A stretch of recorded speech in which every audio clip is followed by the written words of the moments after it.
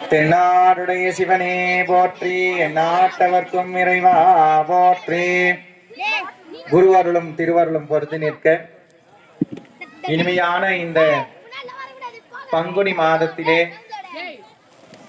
48ஆம் நாள் மண்டல நிறைவு விழாவிலே வருகை தந்திருக்கக்கூடிய ஆசான் பேராசிரியர் சைவ சித்தாந்த திருவாவடுதுறை ஆதீன பேராசிரியர் ஐயா அவர்கள், லட்சுமணன் ஐயா அவர்கள், சோளிங்கரிலிருந்து வருகை புரிந்திருக்கின்ற ஐயா அவருடைய பொன்னார் திருவடி கமலங்களை மனமொழிமை ஒன்றை வணங்கி விழாக்குழுவின் சார்பாகவும் அடியார்கள் சார்பாகவும் வரவேற்று, இந்த நாள் நமக்கெல்லாம் ஒரு இனிய ஒரு செய்தி அளிக்கக்கூடிய, செவிக்கு இனிமை சேர்க்கக்கூடிய இனிய சொற்பொழிவு வழங்க நமக்காக வருகை புரிந்திருக்கின்ற ஐயா அவருடைய திருவடியை வணங்கி, அத்தனை குடும்பங்களும் இனி எதிர்காலத்தில் திருநீரும் கண்டிகையும் என்கின்ற தலைப்பிலே நமக்கு உரையாற்ற வருகை தந்திருக்கிறார்கள். ஐயா அவர்களுக்கு இந்த மலர் மாலையை நம்முடைய விழாக்குழுவினர் சார்பாக வரவேற்று அவர்களுக்கு மலர் மாலை அணிவிக்கப்படுகிறது. கைத்தட்டும். தென்னாருடைய சிவனே போற்றி, எந்நாட்டவர்க்கும் இறைவா போற்றி. சோளிங்கர்ல இருந்து வந்திருக்காரு நமக்காக. நம்ம இப்பதான் கோயில் கட்டி புதுசா ஆரம்பிச்சிருக்கிறோம். ஆன்மீகத்துல இப்பதான் அடிப்படை, அந்த அடிப்படை விஷயங்களை தலைவர் ரொம்ப தெளிவா சொல்லுவாரு. கவனமா கேளுங்க, கவனமா எதுவும் பேசாம அவர் சொல்றத கவனமா கேளுங்க. ஒவ்வொரு வார்த்தையிலும் ஒவ்வொரு அர்த்தம், அது எல்லாரும் பொறுமையா கேளுங்க. நன்றி.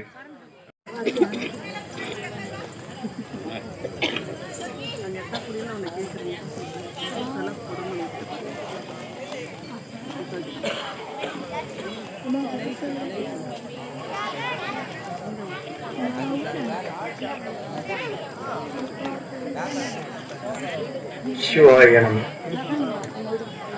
மண்ணில் நல்ல வண்ணம் வாழலாம் வைகளும், எண்ணில் நல்ல கடிக்கு யாதும் ஓர் குறைவில்லை. கண்ணின் நல் அகுதூரும் கழுமல வளநகர், பெண்ணின் நல்லாளோடும் பெருந்தகை இருந்தது. சைவத்தின் மேல் சமயம் வேறு இல்லை, அதில் சார் சிவமாம் தெய்வத்தின் மேல் தெய்வம் இல்லேனும். நான்மறை செம்பொருள் வாய்மை வைத்த சீர்திரு தேவாரமும் திருவாசகமும் உய்வை தரச் செய்த நால்வர் பொற்றாள் எம் உயிர் துணையே. எல்லாம் வல்ல நம்பெருமாண்டிய திருவடிகளை மனமொழி மெய்களால் வணங்கி, திருக்கைலாய பரம்பரை திருவாவடுதுறை ஆதீனத்தை தோற்றுவித்த குரு முதல்வர் நமச்சிவாய மூர்த்திகளுடைய பொன்னார் திருவடி கமலங்களை மனமொழி மெய்களால் வணங்கி, 23வது பட்டத்தில் எழுந்தருளி இருந்து சிவஞான செங்கோல் ஓச்சி அருளிய அருட்திரு சிவபிரகாச தேசிக பரமாச்சாரியாருடைய திருவடி கமலங்களை மனமொழி மெய்களால் வணங்கி, அடியனுடைய தீட்சா குரு மெய்ஞான வள்ளல் கு வைத்தியநாத ஈசான தேசிகர் ஐயா திருவடிகளை மனமொழி மெய்களால் வணங்கி, அடியனுடைய வித்யா குருவாக விளங்குகின்ற தமிழாகம சால்பறிவார் மு செல்வநாதன் ஐயா மலரடிகளை மனமொழி மெய்களால் வணங்கி மகிழ்கின்றேன். அன்பர்களே, இந்த இனிய நன்னாளிலே சான்றோருடைத்த தொண்டை நன்னாட்டில் இந்த வேலூர் மாவட்டம் குடியாத்தம் வட்டம் சிங்கல்பாடி என்கிற சீரிய கிராமத்தில் கோயில் கொண்டிருக்கக்கூடிய ஊசன் வகையராக்களுடைய குலதெய்வமாக விளங்குகின்ற பெரியாண்டவர் சன்னதியில் இந்த குடமுழுக்கு நிறைவுற்று 48வது நாள் மண்டல பூர்த்தி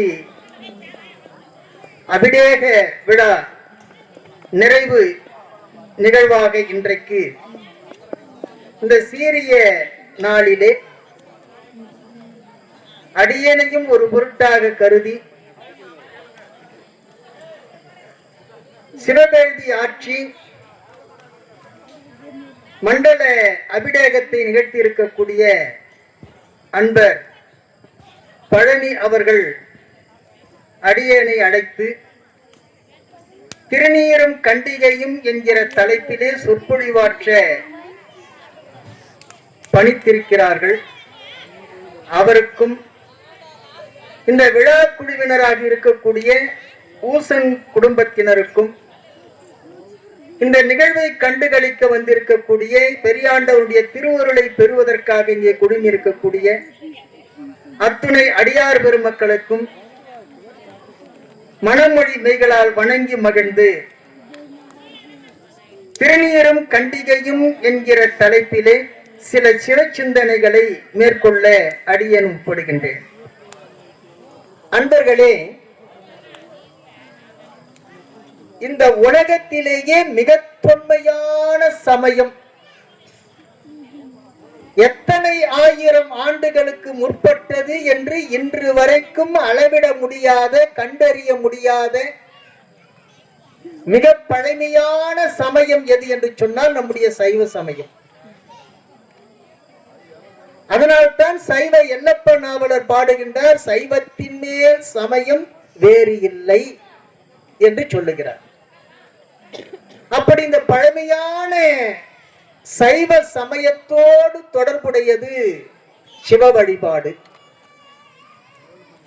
இந்த சிவ வழிபாட்டினுடைய ஒரு கூறாக விளங்கக்கூடியது தான் இந்த பெரியாண்டவர் வழிபாடு. இந்த இறைவனுடைய திருமேனியை கண்ணுற்ற போது பெருமானுடைய திருக்கரத்தில் இருப்பது போலவே, திருக்கரங்களில் இருப்பது போலவே சூலமும் அந்த தமருகமும் இருப்பதை கண்டேன். ஆக பெருமானுடைய ஒரு கூறாக விளங்குகின்ற ஒரு திருமேனியாக இந்த திருமேனி விளங்குகின்றது. நம்முடைய சைவர்களுக்கு இரண்டு வழிபாடு மிகவும் அவசியமான வழிபாடு. ஒன்று சிவ வழிபாடு, இன்னொன்று குலதெய்வ வழிபாடு. மற்ற வழிபாடுகளில் அதிக முக்கியத்துவம் கொடுக்கப்பட வேண்டிய அவசியம் இல்லை. ஆனால் சிவ வழிபாடு நிச்சயமாக ஒவ்வொருவரும் செய்தாக வேண்டிய வழிபாடு. குலம் கொடுத்து கோள் நீக்க வல்லான் தன்னை என்று அப்பர் பெருமான் பாடுகின்றார். இந்த குலத்தை நமக்கு கொடுத்திருக்கக்கூடியவனே சிவபெருமான் தான். குலம் என்ற சொல்லுக்கு கூட்டம் என்று பெயர். குலம் குலமாக வாழ்வது தான் மனித இனம். ஒவ்வொரு குலத்திற்கும் ஒவ்வொரு தெய்வம் குலதெய்வமாக இருக்கும். ஆகவே சிவ வழிபாடு, அதற்கு அடுத்த நிலையில குலதெய்வ வழிபாடு.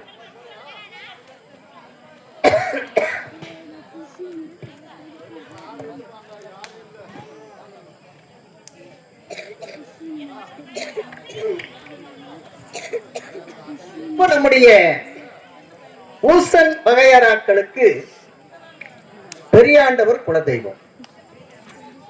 இந்த குலதெய்வ வழிபாடு சிவ வழிபாட்டை போன்றதே நமக்கு அவசியமான ஒரு வழிபாடு. சரி, இப்ப நாம எடுத்துக்கொண்ட தலைப்புக்கு வருவோம். சைவம் சிவத்தோடு தொடர்புடையது. சிவம் என்ற சொல்லுக்கு மங்களம் என்று பொருள். மங்களம் என்றால் நன்மை என்று பொருள். நன்மை என்ற சொல்லுக்கு சிறப்பு என்று பொருள். இப்படி சிவம் என்ற சொல் மங்களம், நன்மை, சிறப்பு என்று பல பொருள்பட உணர்த்துகின்ற ஒரு அற்புதமான சொல்லாட்சி. அந்த சிவ வழிபாட்டோடு தொடர்புடையது.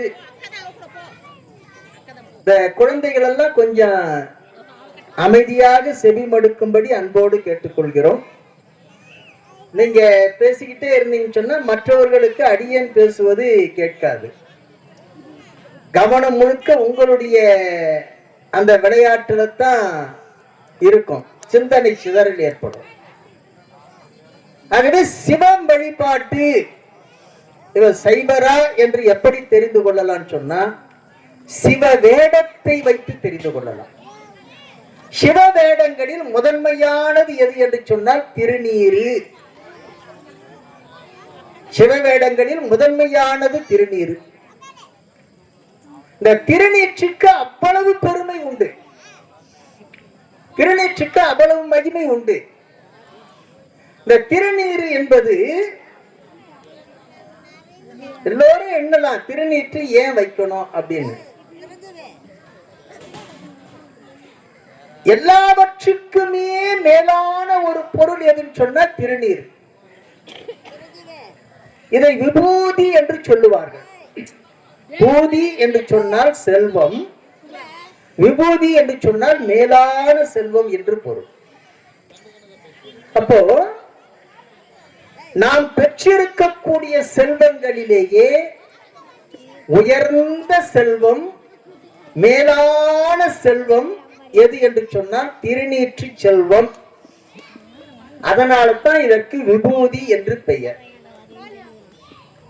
இந்த திருநீர் என்னவெல்லாம் தரும் என்று சொன்னால் எல்லாவற்றையும் தரும். திருநீர் எல்லாவற்றையும் தரும். ஒரு பழமொழி நம்முடைய கிராம கிராமத்துல உண்டு.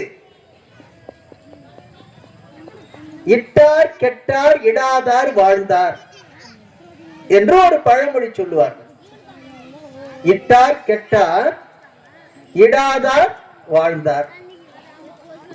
இது ரெண்டு விதமான பொருளிலே சொல்லப்படுகிறது. அடுத்தவர்களுக்கு கொடுப்பது என்பது இடுதல்,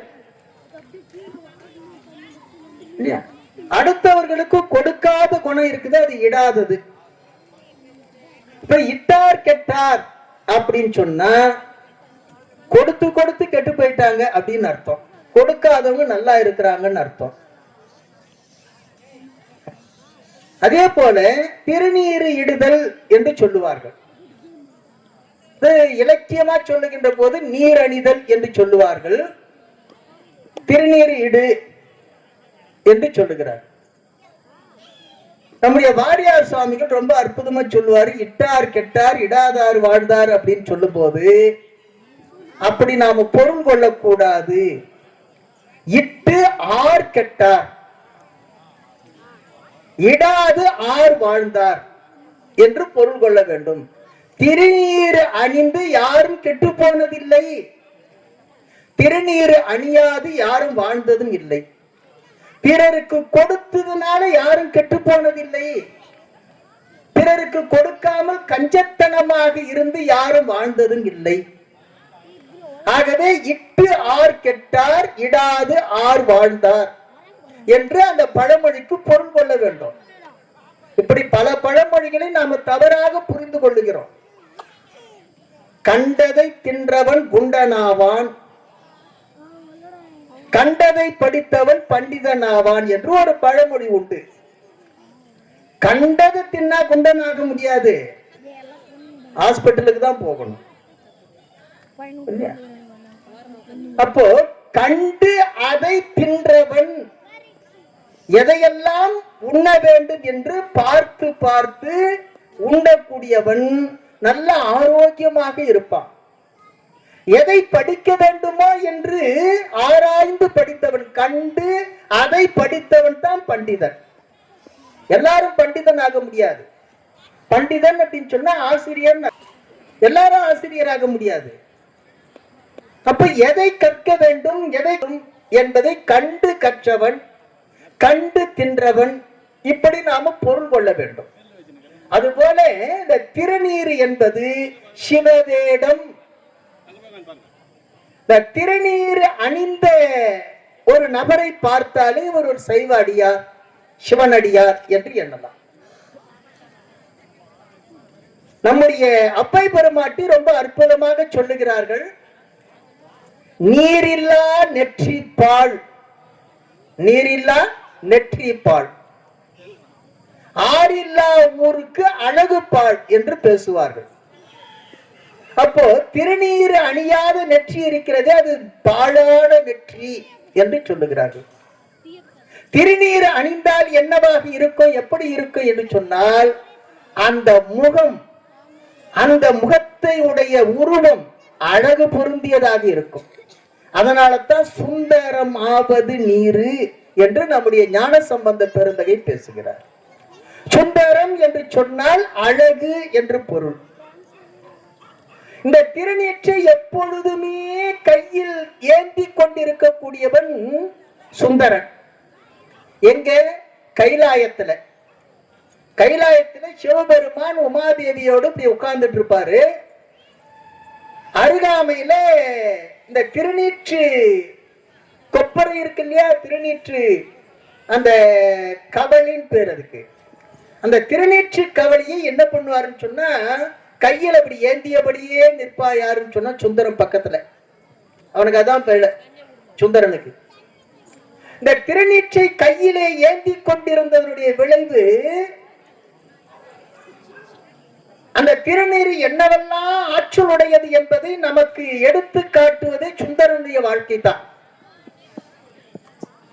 இந்த தேவர்களும் அசுரர்களும் பார்க்கடலை கடைந்தார்கள் எல்லாருக்கும் தெரிந்த கதை. இந்த பார்க்கடலை கடைந்த போது முதல்ல என்ன வந்ததுன்னு சொன்னா விஷம் வந்தது. இந்த கடலை கடைகின்ற மத்துக்கு கயிறாக இருந்தது வாசுகி என்கிற பாம்பு. அது இழுத்து கடைகின்ற போது அந்த வலி தாங்க முடியாமல் அந்த பாம்பு விஷத்தை கக்கியது. பாம்பு கக்கிய விஷம் கடலில் இருந்து வந்த விஷம். இந்த இரண்டு விஷங்களும் இந்த உலகையே மறைக்கக்கூடிய அளவுக்கு பரவியது. அதனால தான் என்ன செய்தார்கள் சொன்னா, என்ன நடக்குதுன்னே தெரியாமல் அந்த மத்து சாய்கின்ற வகையிலே ரெண்டு பேரும் விட்டுட்டு தலைதெறிக்க ஓடினார்கள். அப்பொழுதுதான் பெருமான் என்ன செய்கிறான் சொன்னா, இடபத்தினுடைய இரண்டு கொம்புகளுக்கு இடையிலே நின்று நாட்டியமாடி நர்த்தனமாடி அவர்களுக்கு ஒரு தெளிவு கொடுத்து அவர்களை நெறிப்படுத்துகின்றான் பெருமான். அந்த காலத்தை தான் நம்ம பிரதோஷ காலம் என்று வழிபாடு செய்து கொண்டிருக்கிறோம். இப்படி இந்த இரண்டு விடங்கள், சமஸ்கிருதத்துல விஷத்துக்கு ஆலம் என்று பெயர். ஒரு ஆலம் பாம்பு கக்கியது, இன்னொரு ஆலம் பார்க்கடலில் இருந்து வந்தது. இந்த இரண்டு ஆலங்களும் உலகமெல்லாம் பரவி உயிர்களுக்கெல்லாம் துன்பு ஏற்படுகின்ற வகையிலே சிவபெருமான் சொல்லுகின்றான், சுந்தரா, உலகத்து உயிர்களை எல்லாம் காக்க வேண்டும், அதனால அந்த விடங்களை கொண்டு வா என்று சொல்லுகிறார். இப்ப சுந்தரன் என்ன செய்கிறான் சொன்னா, பெருமானுடைய ஆணையை ஏற்று உலகம் முழுக்க பரவி இருந்த அந்த ஆலம், இரண்டு ஆலங்கள், இரண்டு விஷங்கள், அந்த இரண்டு விடங்களையும் ஒரு நெல்லிக்கனி அளவுக்கு இறைவனுடைய ஆற்றலால் அதை சுருக்கி தன்னுடைய உள்ளங்கையிலே கொண்டு வருகின்றான் சுந்தரன். அப்படி இரண்டு ஆழத்தையும் உள்ளங்கையில் கொண்டு வந்ததுனால அவனுக்கு ஆளாள சுந்தரன் என்று பெயர். இதெல்லாம் காரண பெயர். ஆளாள சுந்தரன் எங்க? கைலாயத்துல. இப்போ இந்த இரண்டு விடங்களையும் நெல்லிக்கனி அளவுக்கு சுருக்கி தன்னுடைய உள்ளங்கையிலே கொண்டு வருகின்றான் நம்முடைய சுந்தரன். ஆளாள சுந்தரன் கொண்டு வந்து பெருமானிடத்துல நீட்டுகிறான். என்ன அவர் தான் கொண்டு வர சொன்னாரு. நீட்டிய அந்த ஆழத்தை அவர் எடுத்து என்ன பண்றாரு, விழுங்குறார். விழுங்குகின்ற போது கழுத்துல நிக்குது, அதுக்கு கீழே போகல. ஏன் போகலன்னு சொன்னா, போயிருந்தா உலகம் இருந்திருக்காது. அதனால உயிர்களையும் உலகத்தையும் காக்க வேண்டும் என்பதற்காக தன்னுடைய கண்டத்தோடு நிறுத்துகின்றார். அப்படி நிறுத்திய நிலையிலே அவருடைய கண்டம் கருத்து விட்டது. எதனால கருத்தது என்று சொன்னால், இரண்டு விடங்களுடைய தன்மையினால், அந்த ஆழத்தினுடைய தன்மையினால் இந்த கழுத்து கருத்து விட்டது. அதனால அவனுக்கு நீலகண்டன் பெயர். இந்த இடத்துல ஒரு செய்தியை நாம சிந்திக்கணும். உள்ளங்கையில் கொண்டு வந்த சுந்தரனுக்கு ஒன்று ஆகல. உண்ட சிவபெருமானுக்கு கழுத்து கருத்து போச்சு. ஏன் அவன் கை கருக்கல? அவனுடைய உள்ளங்கை ஒன்று ஆகலையே, அந்த விடத்தை உள்ளங்கையில கொண்டு வந்தானே ஒன்று ஆகலையே. கருக்காததற்கு என்ன காரணம் தெரியுமா? அவன் எப்பொழுதும் திருநீற்றை கையிலே ஏந்தி கொண்டு நிற்கக்கூடியவன் யாரு? சுந்தரன். அப்ப அந்த திருநீற்றுக்கு பார்க்கடலில் இருந்து தோன்றிய விஷத்தையும் பாம்பு கக்கிய விஷத்தையும் தாங்கிக் கொள்ளுகின்ற ஆற்றல் திருநீருக்கு உண்டு. அந்த விஷத்தையே மாற்றக்கூடிய ஆற்றல் எதற்கு உண்டு? திருநீருக்கு உண்டு. அததான் சுந்தருடைய கரம் கருக்கவில்லை. அப்ப திருநீர் அணிந்தால் எவ்வளவு நன்மை என்று தெரிகிறது. ஆகவே அந்த திருநீற்றினுடைய பெருமையை பற்றி சொல்லுகின்ற போது நம்முடைய ஞானசம்பந்த பெருந்தகை 12 திருமுறைகளிலேயே ஞானசம்பந்தர் மட்டும் தான் திருநீற்றுக்கென்று தனியாக ஒரு 11 பாடல்களை பாடியிருக்கின்றார்.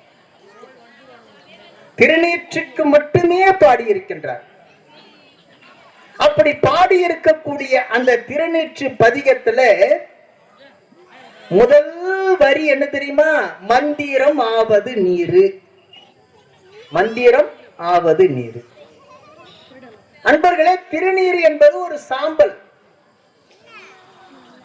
அந்த சாம்பல் எப்படி மந்திரமாகும்? அது எப்படி மந்திரமாகும்? இப்ப ஞானசம்பந்தர் மந்திரமாவது நீர் என்று பாடியிருக்கிறாரே, அப்ப திருநீரே மந்திரம் ஆகுமா என்று சொன்னால் ஆகும். எப்படி ஆகும் அப்படின்னு சொன்னா, நம்முடைய தெய்வ தமிழ்ல 3 இடங்களில மந்திரங்களை பற்றி பேசுகிறது.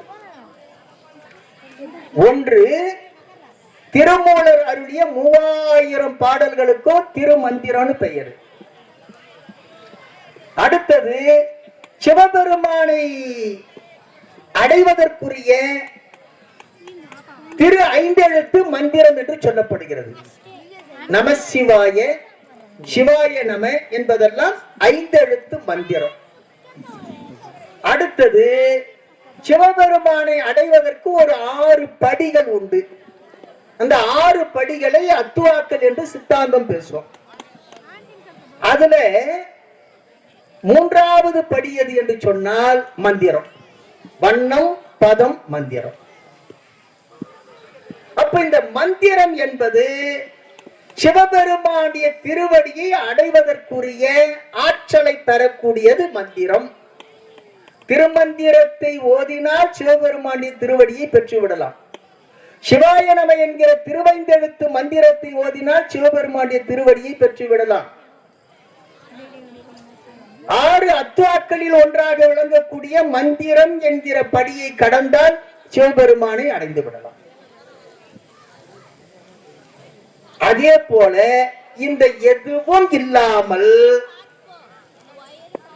திரு 5 எழுத்தை சொல்லுகின்ற அந்த மந்திரத்தினுடைய ஆற்றல் திருநீர் அணிந்தாலே வந்துவிடும். தினதோறும் திருநீர் அணிந்து கொண்டிருந்தாலே சிவபெருமானுடைய திருவடியை பெற்றுவிடலாம். வேற எதையும் செய்ய தேவையில்லை. திருநீர் அணிந்தாலே சிவபெருமானுடைய திருவடியை பெற்றுவிடலாம். ஆகவே மந்திரமாவது நீரு. இன்னொரு சான்று சொல்லட்டுமா? இந்த பதிகத்தை எப்ப திருஞான சம்பந்தர் ஓதுகிறார் சொன்னா, கூன் பாண்டியனுடைய வெப்பு நோயை நீக்குவதற்காக. பாண்டிய மன்னன் அவன் சமண மதத்தை தழுவி இருக்கிறான். அந்த காலகட்டத்தில் மன்னன் எவ்வழியோ மக்கள் அவ்வழியே என்று வாழ்ந்தவர்கள். அந்த மதுரை எம்பதியில 3 பேர் மட்டும்தான் திருநீர் அணிந்திருந்தார்கள். ஏன் என்று சொன்னால், சமணர்களுக்கு ஒரு கோட்பாடு உண்டு. திருநீர் அணிந்தவர்களை கண்டுவிட்டால் கண்டு முட்டு என்று 2 கண்களையும் பொத்திக் கொள்வார்கள். முட்டுன்னா தீட்டுன்னு அர்த்தம். திருநீரை கண்டதனால தீட்டு வந்தது என்று கண்களை பொத்திக் கொள்வார்கள். சிவாய நம, ஓம் நம சிவாயி என்று 5 எழுத்து மந்திரத்தை கேட்டால் கேட்டு முட்டு என்று 2 காதுகளையும் பொத்திக் கொள்வார்கள். கேட்டதனால தீட்டு என்று. இப்படி வாழ்ந்து வந்த அந்த மதுரையில பாண்டிய மன்னனுடைய மனைவி மங்கையர்க்கரசியார், அந்த மங்கையர்க்கரசியாருக்கு உற்ற துணையாக இருக்கக்கூடிய குலச்சிறையார் என்கிற மந்திரி அமைச்சர், அந்த ஆலவாய் என்று சொல்லக்கூடிய மதுரையிலே கோயில் கொண்டிருக்கக்கூடிய சொக்கநாத பெருமான், இந்த 3 பேரும் தான் திருநீர் அணிந்திருந்தார்கள், வேற யாரும் அணியல. இதுல மனைவி மங்கையர்க்கரசியார் கணவனுக்கு மாறாக நடந்து கொள்ளக்கூடாது, கணவனுக்கு அவருடைய கொள்கைக்கு குற்றம் வந்துவிடக் கூடாது என்பதற்காக திருநீற்றை கண்டால் கண்டுமுட்டு என்று மன்னன் கலங்குவான் என்பதற்காக நெற்றியில் திருநீர் அணியாமல் மறைவாக மார்பகத்திலே திருநீர் அணிவார்களாம். யாரு? மங்கையர்க்கரசியார். அவ்வளவு கற்பு நெறியில் மேலோங்கி இருந்தவர்கள். அந்த பூன்பாண்டியனுடைய நிலையை மாற்றுவதற்காக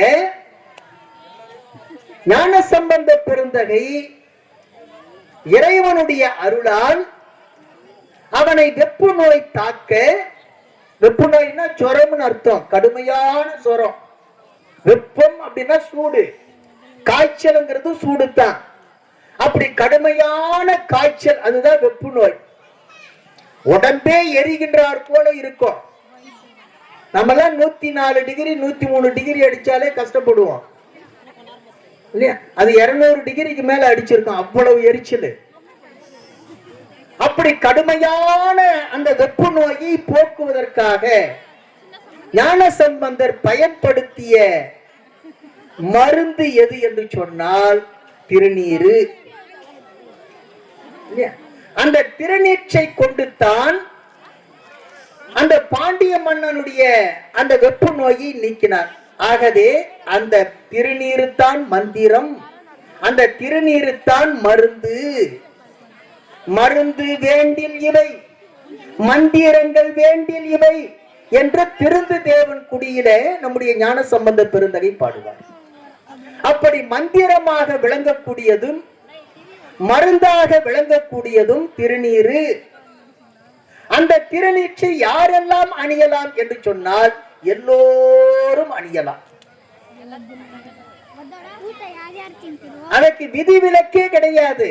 சார், நான் கவுசி சாப்பிடுவேன், அசைவம் சாப்பிடுவேன், நான் திருநீர் வைக்கலாமா? தாராளமாக வைக்கலாம். சார், நான் குடும்பத்துல தாம்பத்தியத்துல இருக்கிறேன், திருநீர் வைக்கலாமா? வைக்கலாம். எங்க பங்காளினி இறந்து போயிட்டாங்க, தீட்டா இருக்குது, திருநீர் வைக்கலாமா? வைக்கலாம். சார், திருநீர் வைக்கணும்னு சொன்னா குளிச்சிட்டு தான் திருநீர் வைக்கணுமா? அவசியம் இல்லை. நான் ரொம்ப அசுத்தமா இருக்கிறேனே அப்படின்னு சொன்னா உன்னை சுத்தம் செய்வதே திருநீர் தான். சுத்தமது ஆவது நீரு, சுத்தம் செய்வதே திருநீர் தான்.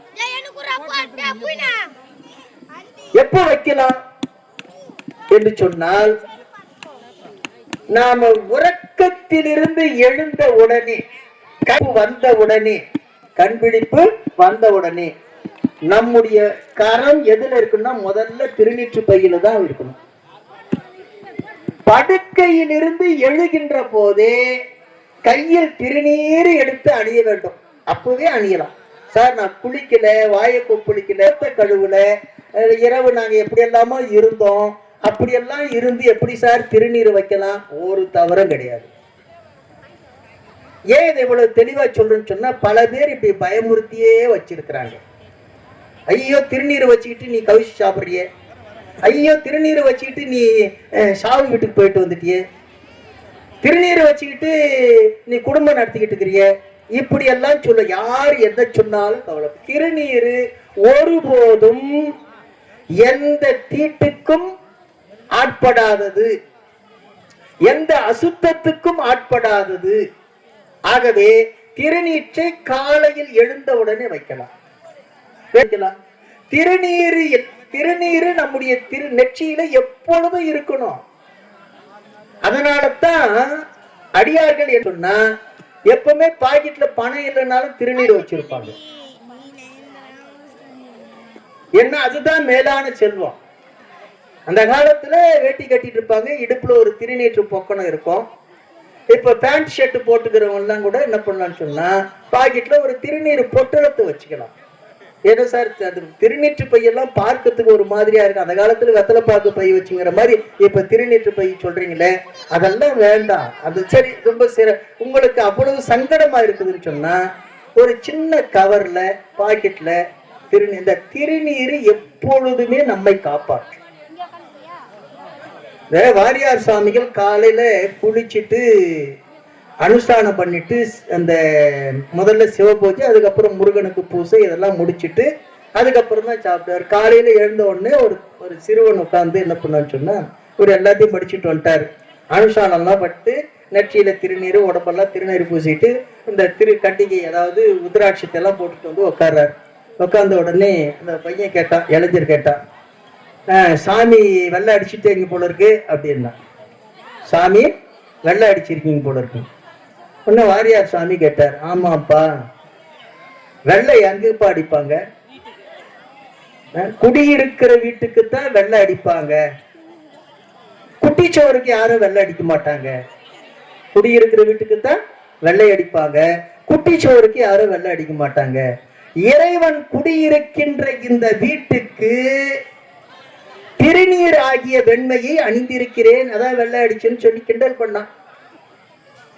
குடியில்லாத இந்த குட்டிச்சோருக்கு வெள்ளை அடிக்க வேண்டிய அவசியம் இல்லை என்று சொன்னார்.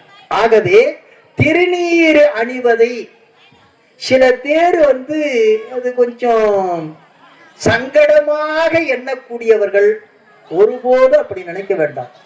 அதாவது இந்த திருநீர் அணிந்த நெற்றியை பாருங்க, ரொம்ப அழகா இருக்கும். இதுக்கு சிவப்பொழிவு என்று பெயர். இந்த அழகு சில நேரத்தில் ஆபத்தானதாக கூட மாறிடும்.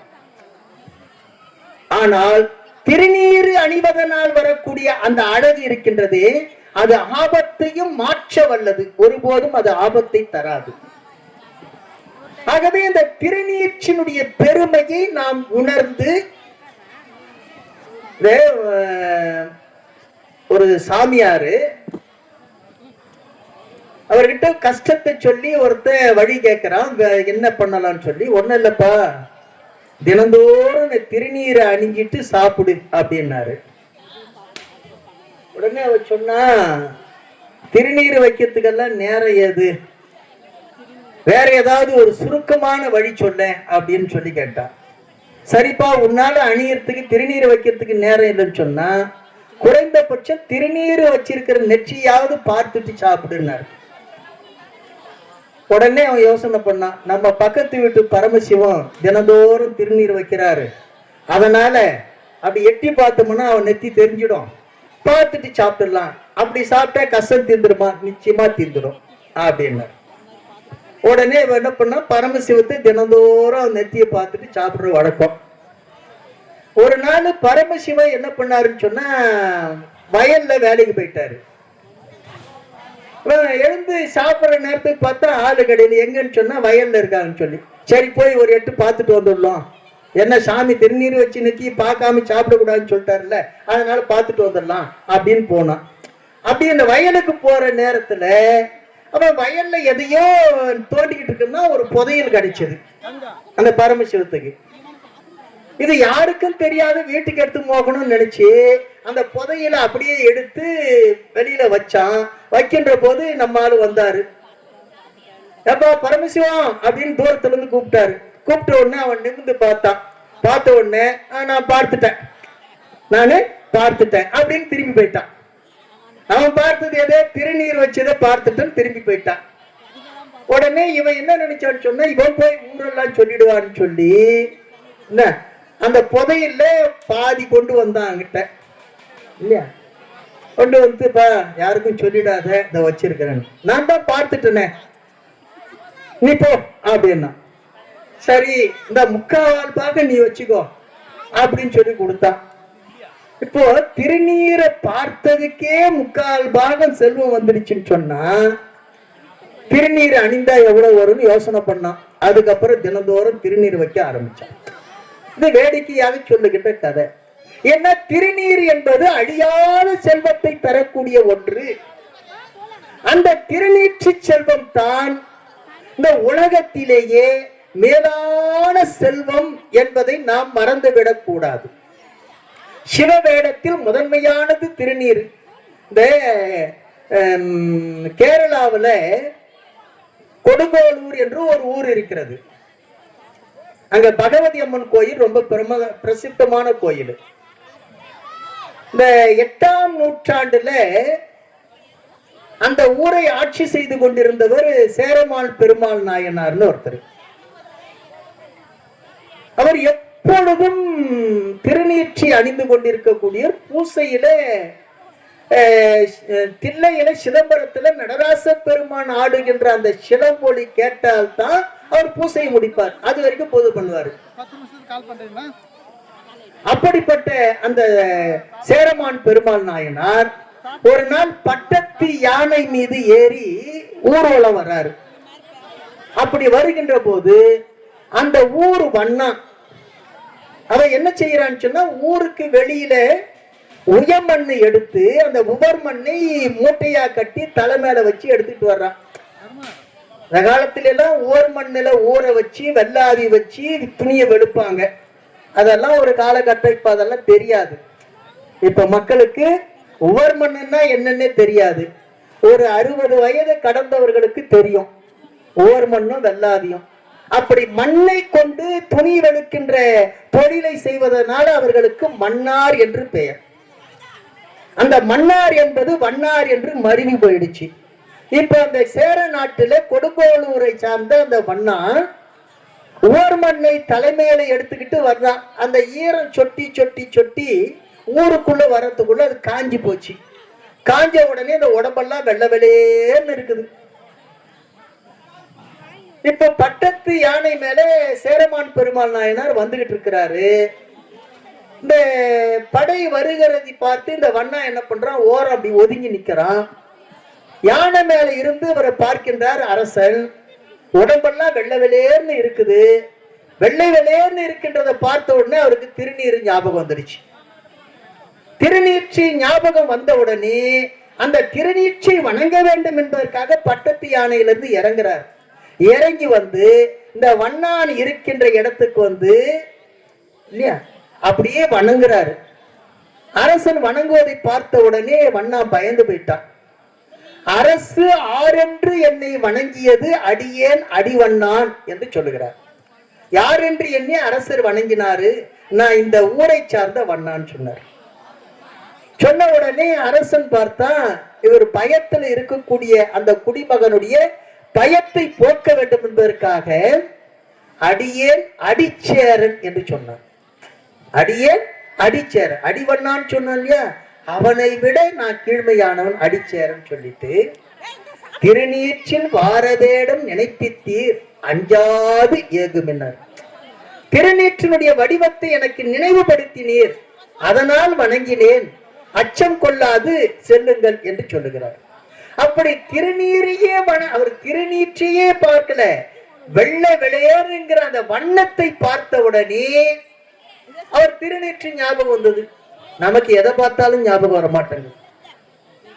என்ன, திருநீர் அப்படிப்பட்ட ஒரு சிறப்புடையது. இந்த திருநீரு பெரும்பாலும் சிவன் கோவில்ல திருநீர் கொடுப்பாங்க. அதே கோவில்ல அம்பாள் சன்னதியில குங்குமம் கொடுப்பாங்க. ஆனா ஒரு கோவில்ல மட்டும்தான் அம்பாள் சன்னதியிலும் திருநீர் கொடுப்பாங்க. எங்க தெரியுமா? ஆச்சாள்புரத்துல. இங்க ஆச்சாள்புரம் என்று சொல்லக்கூடிய நல்லூர் பெருமணத்துல சிதம்பரத்துக்கு அருகாமையில் இருக்கின்ற ஊர்ல, அங்க இறைவிக்கு பெயர் வெண்ணீற்று உமை என்று பெயர். வெண்ணீற்று உமை என்று பெயர். அதைத்தான் நம்முடைய ஞானசம்பந்த பெருந்தகை பராவணமாவது நீரு என்று பேசுகிறார். பரா அப்படின்னு சொன்னா பராசக்தி, பறை பராசக்தி என்று பேசுகிறார். இப்ப இறைவன் எப்படிப்பட்ட செம்மேனி எம்மானாக இருப்பான். இப்ப நம்முடைய பழனி ஐயா வேள்வி செய்தாரு. அந்த வேள்வியில நெருப்பு அப்படியே செக்கச்செவேன்னு செவந்து எரிஞ்சுக்கிட்டு இருந்தது. இப்ப போய் பார்த்தீங்கன்னு சொன்னா வெண்மை பூத்து இருக்கும், அப்படியே சாம்பல் பூத்து இருக்கும். அந்த சாம்பல் எதுல இருந்து வந்தது? அந்த நெருப்பு தணிந்து சாம்பல் ஆயிடுச்சு. அப்ப சிவபெருமான் செம்மேனி அம்மான் அந்த நெருப்பு தணிந்து வெந்நீராக மாறியது. அப்போ இறைவன் ஆற்றல் உடையவன், அருளை உடையவன். அந்த அருளை வாங்கி கொடுக்கக்கூடியவள் யாரு? இறைவி. அதனால தான் இன்றைக்கு கூட இந்த 108 சங்காபிடேகத்தை இந்த பெண்களை வைத்து செய்ய வைத்தாரு நம்முடைய பழனி ஐயா. காரணம் என்னன்னு சொன்னா, செயலுக்கு உரியவள் சக்தி, செயலுக்கு உரியவள் சக்தி. அந்த செயல் நமக்கு எதை கொடுக்கும்னா ஞானத்தை கொடுக்கும். ஞானம் யார்கிட்ட இருக்குன்னு சொன்னா பெருமானிடத்தில் இருக்குது. ஆகவே ஞானத்தை மிகுதியாக வைத்திருக்கக்கூடியவன் பெருமான், ஞானமே வடிவாக இருக்கக்கூடியவன் பெருமான். அந்த ஞானத்தை இறைவி தன்னுடைய சக்தியால வாங்கி உயிர்களுக்கு கொடுக்கிறார். ஆக அருளை கொடுக்கக்கூடியவள் சக்தி, அந்த அருளை வைத்திருப்பவள் பெருமான், வைத்திருக்கக்கூடியவன் இறைவன், அந்த அருளை வாங்கி கொடுக்கக்கூடியவள் இறைவி. அதனால தான் அருள் தரு என்று அம்மையை சொல்லுகிறோம். அருள் தரு சப்த கண்ணியர் என்று சொன்னார் யாரு? நம்முடைய பழனி ஐயா சொல்லும் போது அருள் தரு கன்னிகைகள், அருள் தரு பூங்காவனத்தம்மாளா அப்படின்னு சொன்னார் இல்லையா? இதுக்கெல்லாம் என்ன காரணம் சொன்னா, இறைவனிடத்திலிருந்து அருளை பெற்று நமக்கு தரக்கூடியவள் இறைவி. ஆகவே அருள் தரு என்று இறைவியையும், அருளை வைத்திருக்கக்கூடிய மிகுதியாக வைத்திருக்கக்கூடியவன் இறைவன். ஆகவே அருள்மிகு என்று இறைவனையும் சொல்லுகிறோம். அருள் தரு உண்ணாமுலையம்மை உடனமர் அருள்மிகு அண்ணாமலையார் என்று பேசுகிறோம். அப்படி இந்த திருநீற்று வடிவாக இருக்கக்கூடியவள் யார்? இறைவி. அதனால் அவளுக்கு வெண்ணீற்று உமை என்று பெயர். அப்ப திருநீர் என்பது என்ன சொன்னா, இறைவனுடைய திருவருள். அந்த திருவருளை நாம் எப்பொழுதும் உடனாக வைத்திருக்க வேண்டும் என்று சொன்னால், எப்பொழுதும் திருநீற்றை அணிந்து கொண்டிருக்க வேண்டும். படுக்கிறதுக்கு போகிறதுக்கு முன்னாடி திருநீர் அணிந்து படுக்கணும். படுத்து எழுந்த உடனே திருநீர் அணியணும். அப்ப எப்பொழுதுமே திருநீற்றோடு இருக்கின்ற போது திருவருள் நம் உடனாகவே இருக்கிறது என்று பொருள். இந்த திருநீற்றினுடைய பெருமையை உணர்ந்து திருவருளை உடனாகவே வைத்திருக்கக்கூடியவர்கள். இந்த திருவருளை உடையவன் யார் என்று சொன்னால் சிவபெருமான். அந்த சிவபெருமானிய கண் இருக்கிறது, அது கருணையுடையது, இரக்கமுடையது, பெருங்கருணையுடையது. அந்த பெருங்கருணை வடிவமாக இருக்கக்கூடியது தான் உருத்திராக்கம் என்று சொல்லக்கூடிய மணி. அச்சம் என்று சொன்னால் கண், உருத்திராட்சம் என்று சொன்னால் உருதரனுடைய கண், சிவபெருமானுடைய கண்ணு. சிவபெருமானுடைய கண் போன்ற அம்சமாக இருப்பது தான் இந்த உருத்திராட்சம். இதைத்தான் கண்டிகை என்று சொல்லுகிறோம். தமிழ்ல சிவமணி என்று பேசுகிறோம். இப்ப திருவருள் எப்பொழுதும் நம்முடைய உடனாக இருக்கிறது என்பதை திருநீறு காட்டுகிறது. அந்த திருவருளையே கண்ணாக உடையவன் சிவபெருமான். அவனுடைய திரு கண்களே நம்மோடு இருக்கிறது என்பதை உணர்த்துவது தான் இந்த திரு கண்டிகை என்று சொல்லக்கூடிய உருத்திராட்சம். ஆகவே இந்த திருநீரும் திரு கண்டிகையும் உயிர்களுக்கு எப்பொழுதும் உடனாக இருந்து, உறுதுணையாக இருந்து, அந்த திருவருளை நினைப்பித்துக் கொண்டே இருக்கக்கூடியது. சரி, திருநீரை எப்பொழுது வேணாலும் அணியலாம் என்று சொல்ல இல்லையா? இந்த உருத்திராட்சத்தை எப்படி சார் அணியுது? இதையும் எப்படி வேணாலும் அணியலாம். இதுல இந்த வியாபார நோக்கத்துல 5 முகம் 6 முகம் ஏக முகம் 2 முகம் எல்லாம் சொல்லிக்கிட்டு இருப்பாங்க. அது எத்தனை முகம் இருந்தாலும் உருத்திராட்சம் தான். உருத்திராட்சத்துல வேறுபாடே பார்க்க கூடாது. அது 5 முகமாக இருக்கலாம், 4 முகமா இருக்கலாம், 6 முகமா இருக்கலாம், 1 முகமா இருக்கலாம். 1 முகமெல்லாம் கிடைக்கிறது கடினம், அதனால அதுக்கு விலை கூட. 5 முகம் மிகுதியாக கிடைக்கும், அதனால அதுக்கு விலை கூட குறைக்கும்.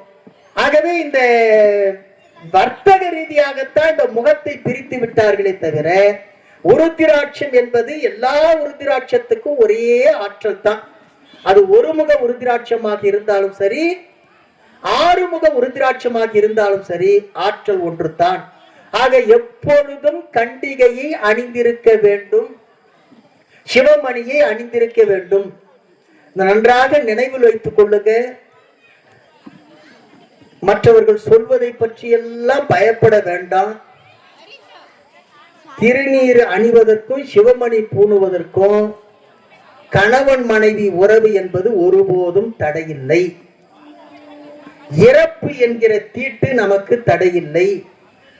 அப்புறம் கன்னி தீட்டு என்று சொல்லக்கூடிய மாதவிடாய் ஆயிட்டோம் அதனால திருநீர் வைக்க கூடாது, அதெல்லாம் தடையில்லை.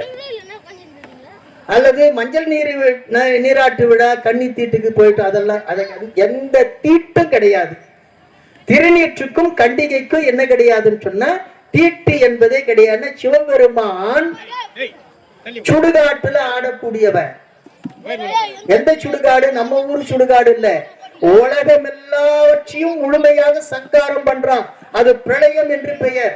பிரளயம் என்று சொன்னால் வெள்ளக்காடு என்று பொருள். இந்த உலகத்தை அழிக்கின்ற போது எந்த நாட்டு பூகோளத்தை படிச்சாலும் 3 பங்கு தண்ணி 1 பங்கு நிலம்னு இருக்கும். இந்திய பூகோளத்துல மட்டும் இல்ல, எந்த நாட்டு பூகோளத்தை படிச்சாலும் புவியியல ஜாகிரபி படிச்சாலும் 3 பங்கு நீரு 1 பங்கு நிலம்னு இருக்கும். இப்ப இந்த 3 பங்கு நீரானது அப்படியே பொங்கி எழுந்து 1 பங்கு நிலத்தை என்ன ஆகும் சொன்னா மூழ்கடிச்சிடும். இப்ப இந்த நிலத்துல வாழ்ந்துகிட்டு இருந்த உயிர்கள் இல்லையா, அதாவது தாவர சங்கமங்கள் எல்லாமே இந்த உடம்புகள் எல்லாம் என்னாகும், நீரில் மூழ்கடிச்சு அந்த இறந்த சடலமா மிதக்கும். இப்படி மிதந்துகிட்டு இருக்கிற இந்த உடம்புகளை எல்லாம் அந்த நீருக்கு அடியிலிருந்து வருகின்ற நெருப்பு எரித்து சாம்பலாக்கும்.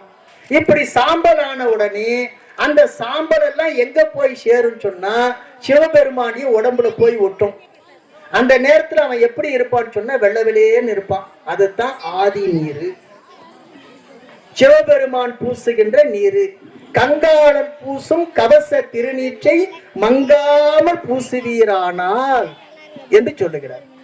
அப்போ இந்த திருமூல சொல்லுகின்ற கங்காளன் பூசுகின்ற நீரு இந்த உலகமெல்லாம் ஒடுங்கி அந்த சாம்பலாகி திருமேனியில போய் சேருகிறது இல்லையா, அதைத்தான் அவன் தான் போகா புகழ் என்று நம்முடைய சாத்திரங்கள் பேசுகின்றன. ஆகவே அன்பர்களே, இந்த திருநீற்றையும் கண்டிகையும் சிவமாகவே கருதி, சிவபெருமானுடைய திருவருளாகவே கருதி, அந்த திருவருள் நம்மோடு எப்பொழுதும் இருக்க வேண்டும் என்று சொன்னால் நீர் அணிந்து கொண்டிருக்க வேண்டும், கண்டிகை அணிந்து கொண்டிருக்க வேண்டும். அப்படி திருநீரும் கண்டிகையும் தான் நம்மை வாழ்விக்கும், நற்கதியை சேர்ப்பிக்கும். இந்த உயிரானது திருவடியில் சென்று சேருகின்ற அந்த நெறியை உய்விக்கும் என்று சொல்லி, உயிர்கள் உய்தி பெற வேண்டும் என்று சொன்னால் திருநீரும் கண்டிகையும் நமக்கு சாதனமாக இருக்க வேண்டும் என்று சொல்லி வாய்ப்பு துணை அடியார் பெருமக்களுக்கும் நன்றி பாராட்டி நிறைவு செய்கின்றேன். சிவாய நம. என்ற சொல்லுக்கு அசைவு என்று பொருள். நடனம் என்ற சொல்லுக்கு அசைவு என்று பொருள். இந்த அசைவு இல்லை என்று சொன்னால் ஆட்டம் நின்று போச்சுன்னு அர்த்தம். நான் அசைந்தால் அசையும் அகிலம் எல்லாமே என்று கண்ணதாசன் பாடுவான். சிவபெருமான் தில்லை அம்பலத்துல இடையறாது ஆடிக்கொண்டிருக்கின்றான். அப்படி ஆடிக்கொண்டிருக்கின்ற காரணத்தினால்தான் இந்த உலகம் இயங்கிக் கொண்டிருக்கிறது. அதைத்தான் உலகு அம்பலவிதம் என்று சொன்னார்கள். உலகம் பலவிதம் என்று ஒரு பழமொழி உண்டு. அந்த பழமொழி எப்படி சொல்லும் சொன்னா, உலகம் பலவிதம் அல்ல, உலகு அம்பலவிதம். அம்பலம்னா அரங்கம்னு அர்த்தம். சிவபெருமான் அந்த அம்பலத்தில் ஆடிக்கொண்டிருக்கின்ற காரணத்தினால்தான் உலகம் இயங்கிக் கொண்டிருக்கிறது.